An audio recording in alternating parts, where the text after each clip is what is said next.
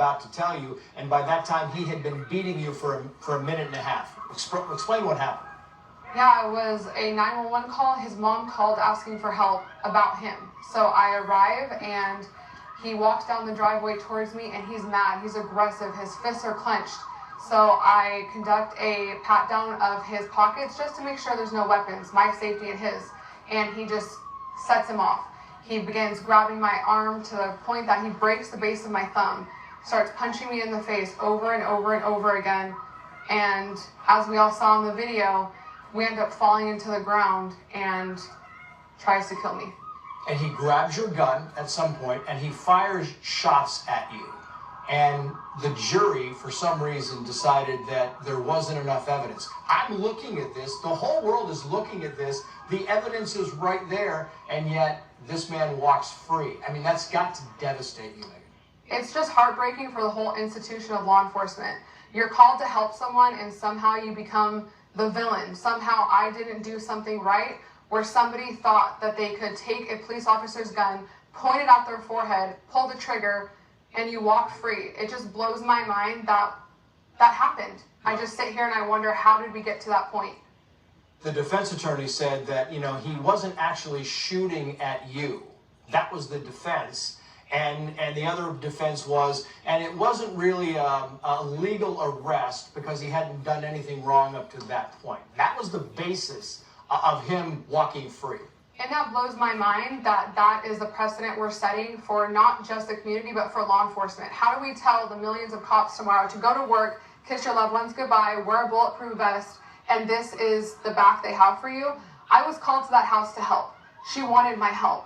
That gives me the exact cause of law enforcement to help someone. And the fact that these people believe that I did something wrong to the point where I almost lost my life is heartbreaking. What did you think when you were down on the ground and he got your gun and you were still conscious? I know he was punching you and you almost lost consciousness, but what did you think during that time that you knew that maybe he had your gun? When I felt him take the gun out of my hand and I turn onto my hands and knees and I'm looking down the barrel of my own gun and he's like this and I hear the trigger click, the only thing that I thought was, that was it. I had so much pain to my face from the broken bones and the punches that was the only thing I thought, that I just got murdered.